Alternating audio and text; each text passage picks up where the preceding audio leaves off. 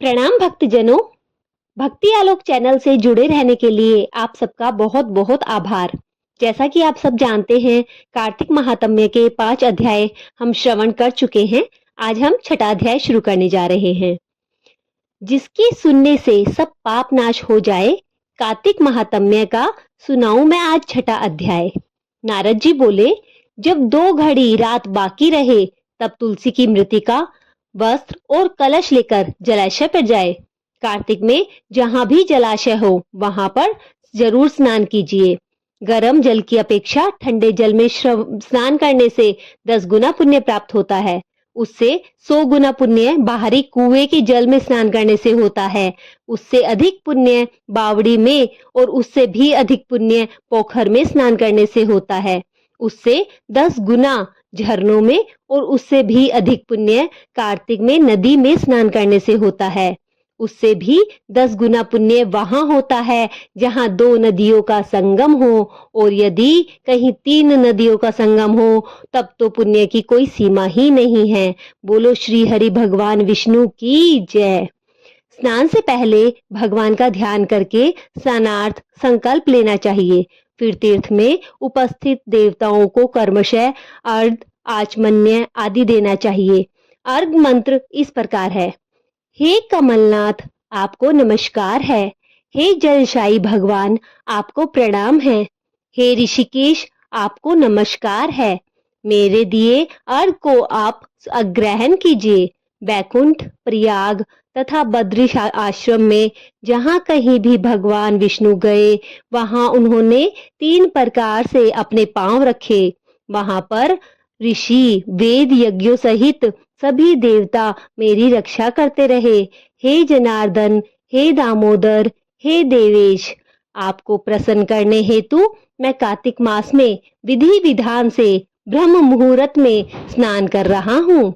आपकी कृपा से मेरे सभी पापों का नाश हो। हे प्रभु, कार्तिक मास में व्रत और विधि पूर्वक स्नान करने वाला मैं आपको अर्घ देता हूँ। आप राधिका सहित ग्रहण कीजिए।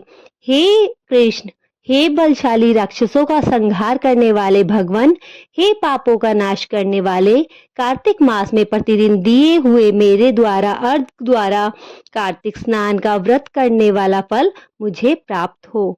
तत्पश्चात विष्णु, शिव तथा सूर्य का ध्यान करके जल में प्रवेश कर नाभि के बराबर जल में खड़े होकर विधि पूर्वक स्नान करना चाहिए। गृहस्थी को तिल और आंवले के चूर्ण लगाकर और विधवा स्त्री व यति को तुलसी की जड़ की मिट्टी लगाकर स्नान करना चाहिए। सप्तमी, अमावस्या, नवमी, त्रयोदशी, द्वितीया, दशमी आदि तिथियों को आंवला तथा तिल से स्नान करना वर्जित है। स्नान करते हुए निम्न शब्दों का उच्चारण करना चाहिए। जिस भक्ति भाव से भगवान ने देवताओं के कार्यों के लिए 3 प्रकार का रूप धारण किया था, वही पापों का नाश करने वाले भगवान विष्णु अपनी कृपा मुझ पर बरसाए और मुझे पवित्र बनाए। जो भी मनुष्य भगवान विष्णु की आज्ञा से कार्तिक व्रत करता है, उसकी इंद्र आदि सभी देवता रक्षा करते हैं, इसलिए वह मुझको पवित्र करे। बीजों, रहस्यों तथा यज्ञों सहित वेदों के मंत्र, कश्यप आदि ऋषि, इंद्र आदि देवता मुझे पवित्र करे। अदिति आदि सभी नारियां, यज्ञ, सिद्ध, सर्प और समस्त औषधियां व तीनों लोकों के पहाड़ मुझे पवित्र करे। इस प्रकार कहकर स्नान करने के बाद मनुष्य को हाथ में पवित्री धारण करके देवता, ऋषि, मनुष्यों तथा पितरों का विधि पूर्वक तर्पण करना चाहिए। तर्पण करते समय तर्पण में जितने तिल रहते हैं, उतने वर्ष पर्यंत व्रती के पितृगण स्वर्ग में वास करते हैं। उसके बाद व्रती को जल से निकलकर शुद्ध वस्त्र धारण करने चाहिए।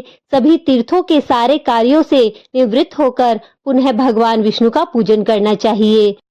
सभी तीर्थों के सारे देवताओं का स्मरण करके भक्ति पूर्वक सावधान होकर चंदन, फूल और फलों के साथ भगवान विष्णु को फिर से अर्घ देना चाहिए। अर्घ देते समय ये मंत्र पढ़ें।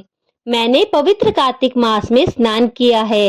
हे विष्णु, राधा के साथ आप मेरे दिए अर्घ को ग्रहण कीजिए।